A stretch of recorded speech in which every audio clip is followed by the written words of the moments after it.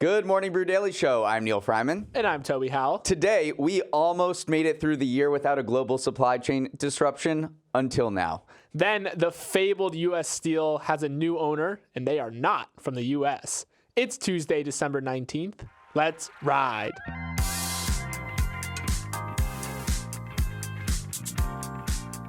Sometimes you're reminded that we're living on top of a configuration of tectonic plates with a mind of their own. And that happened early this morning when a volcano erupted in southwestern Iceland, sending lava fountains high into the air and lighting up the night sky with molten rock. The eruption had been expected for weeks, and a nearby town had been evacuated last month in anticipation. But the sudden outburst and the size, this fissure is 2.5 miles long, took people by surprise.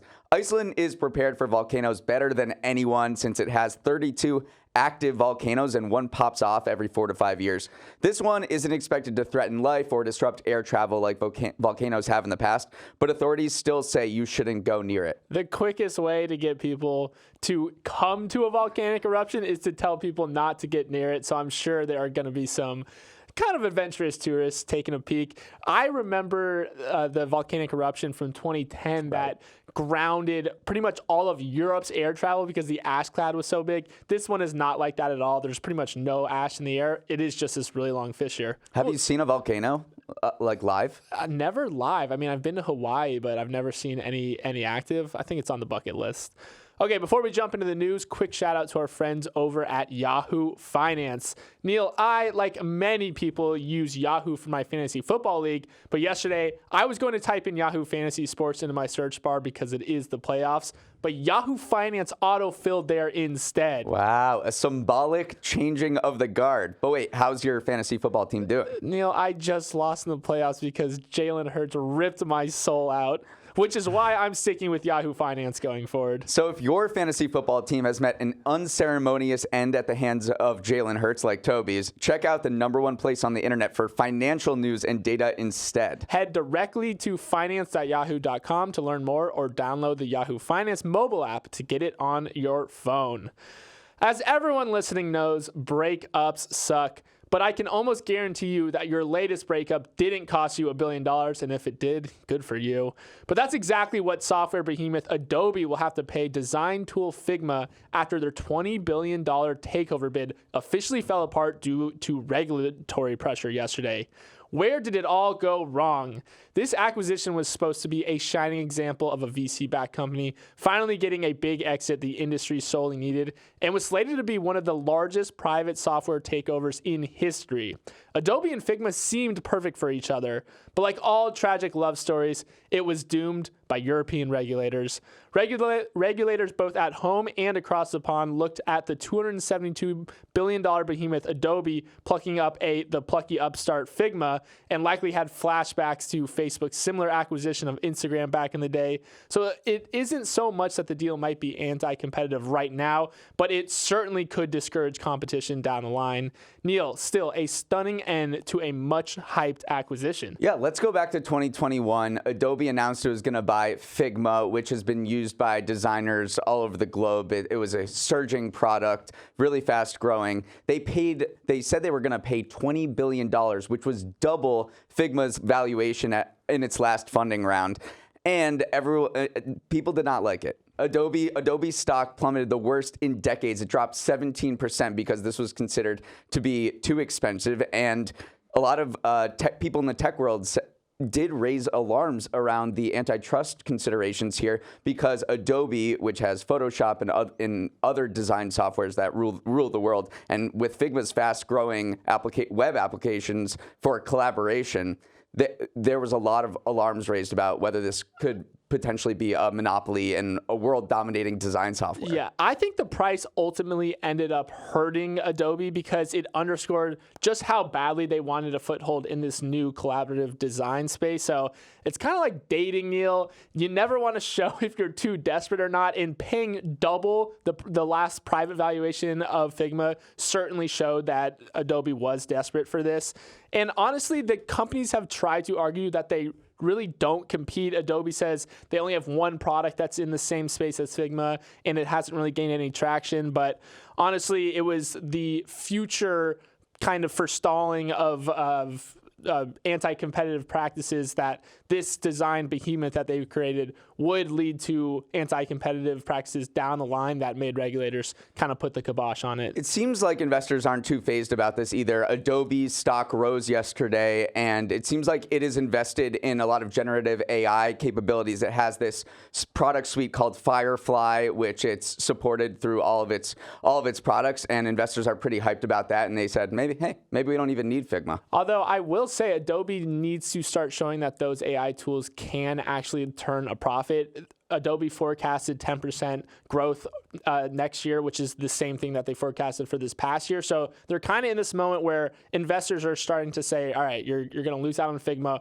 Where's the growth coming from? Probably AI, but we're going to need to see you monetize that more effectively going forward. Meanwhile, this is a big win for regulators. They've cracked down hard this year on M&A, and then they had Microsoft. That one of the biggest defeats was allowing Microsoft to buy Activision for $69 billion. But this is a big win to hang their hat on. Yeah, recently, earlier this week, Illumina, which is this huge gene sequencing company, said it would sell this cancer test maker that they bought for $7 billion at the behest of regulators. And then if we want to go back to a few years ago, remember Meta sold off Giphy that they bought after UK regulators blocked it. So even though there's been some whiffs for regulators, the most notable one being Activision, Microsoft, but they've had a couple wins recently. Okay, if you had global supply chain disruption on your 2023 bingo card, congrats. You can cover up that square with just a few weeks to spare. Shipping in the Red Sea is grinding to a halt after oil companies and major cargo ship lines said they would avoid the area due to ramped up attacks by Yemen's Houthi rebels on vessels. This has the potential to redraw the map of oil shipments across the world and drive prices much higher, just like the war in Ukraine did last year. A major escalation happened yesterday when British oil giant BP said it would not transit the Red Sea, joining shipping leaders Maersk, Hapag-Lloyd, and MSC in diverting its vessels. The problem is a sliver of water known as the Bab al-Mandab Strait, which ships must go through in order to get from Asia to Europe via the Suez Canal. 10% of all global maritime trade takes this route, but shippers must now look for alternatives because it's become simply too dangerous. The Iran-backed Houthis are prowling these waters and have vowed to attack Israeli ships in solidarity with the Palestinian cause. Except shipping companies say they're attacking all kinds of commercial vessels, not just Israeli, which has made the situation untenable. Toby, when the Israel-Hamas war broke out, economists warned of the spillover effects into a regional war that disrupts supply chains and oil markets, and it looks like those concerns are playing out. European natural gas prices jumped as much as 13% yesterday, and oil futures climbed almost 4%. Yeah, many of these shipping companies are being forced to make the decision between safety and speed, and a lot of them are choosing safety, sailing around the southern tip of Africa instead. It's crazy how big of a detour you have to make just for this one sliver of water. And there's this ripple effect too, because the attacks have made moving cargo pricier, and then rerouting energy shipments obviously cause an even bigger headache because now there's fewer oil tankers and they can't speed up as quickly as container ships. So basically there's all these ripple effects. Insurance now is a lot more expensive in the area. So it's just become one of these things where one little disruption in one part of the world can lead to a massive supply chain disruption across the world. I mean, we saw what happened in 2021 when the Ever Given blocked the Suez Canal for just a week. It was causing all kinds of chaos. This has the potential to be even exponentially more significant than that. It also shows the ability of one kind of paramilitary force to disrupt the global supply chain, because this isn't a government necessarily doing it. These are Houthi rebels doing it via drone attacks and kind of nipping at the heels of some of these container ships, and it's just caused the global container shipping market to change. Yeah, so if this continues, we might expect prices to rise. We were talking about Costco's earnings yesterday. Well, Costco said that they had not seen any inflation at all quarter over quarter, primarily because cargo shipping rates had come down to normal levels. During the pandemic, they surged, and then finally we were seeing supply chains, all of those wrinkles kind of ease out. And now this has the potential to drive prices, not just in the oil market, but across a variety of commodities and goods higher. That being said, it is experts are forecasting that it's unlikely that it will get to the levels experienced during the pandemic. It won't quite get that bad, but still, it will drive these shipping prices up. The U.S. just announced a task force last night called Operation Prosperity Guardian. So they are on, because you don't want to mess with oil prices. The U.S., if you mess with oil shipments, then the U.S. will come and try to figure it out. So we've sent 3 destroyers into the area to maybe take care of business here. In a shocking move, Apple will stop selling some of its hottest products in the thick of the holiday shopping season. The company said yesterday it's pulling U.S. sales of its Apple Watch Series 9 and Ultra 2 over a patent dispute with another company that's accusing it of stealing trade secrets related to the blood oxygen feature on the watch.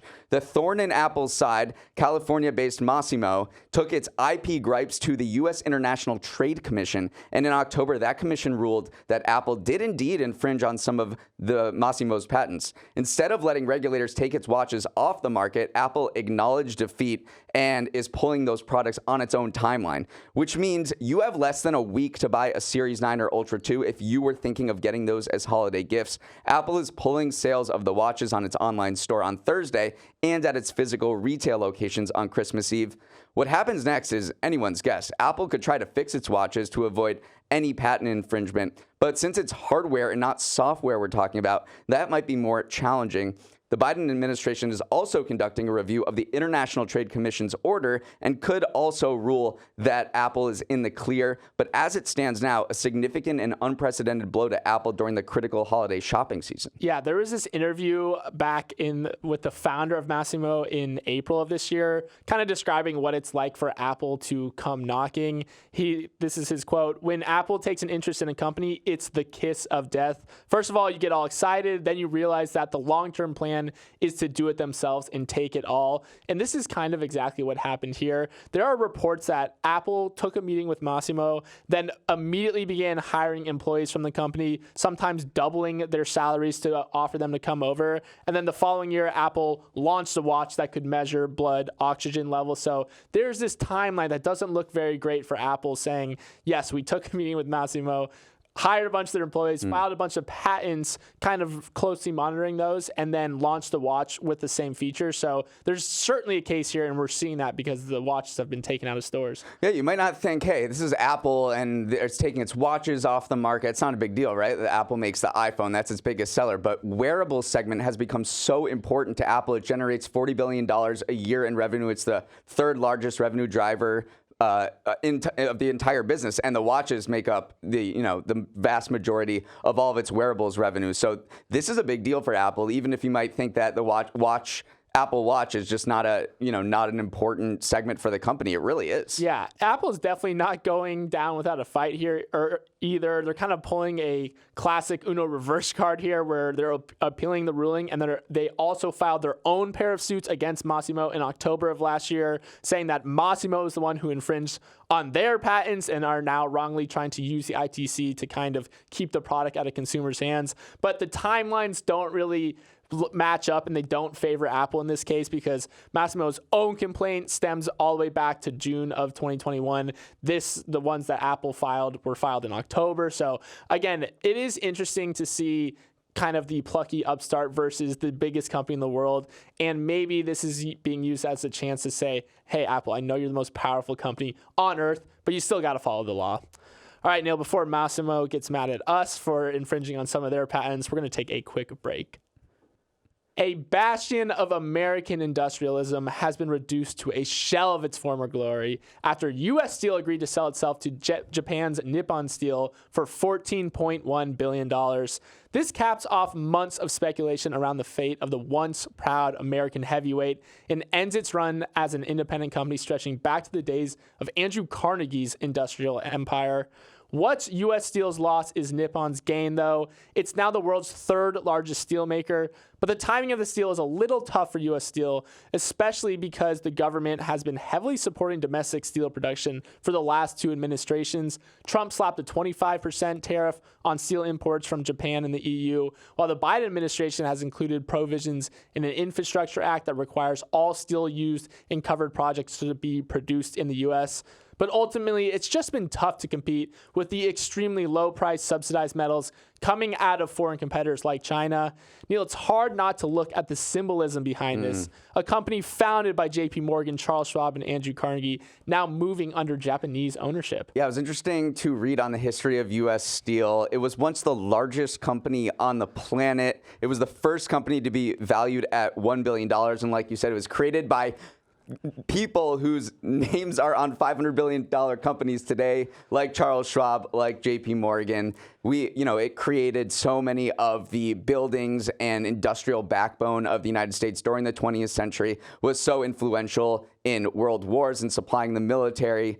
And that things change. Things change. I know. The biggest thing, it's just been very tough to compete with kind of the prices that foreign metal producers can offer. I also want to talk about just the optics of this in terms of our relationship with our allies, honestly, because this is an example of a policy kind of called friendshoring, which is a strategy backed by Treasury Secretary Janet Yellen. It basically says refocus our manufacturing supply chains with our geopolitical allies and economic allies. So much of recent policy has been devoted towards boosting American industry, so it will be interesting to see how this is kind of politically perceived, because even though Japan is an ally, it is interesting to see us sell a bastion of American industry to a foreign ally and how that is perceived domestically. Well, it's not being perceived well. I mean, you had the senators from Pennsylvania and Ohio, John Fetterman and J.D. Vance, saying they're going to do everything they can to block it.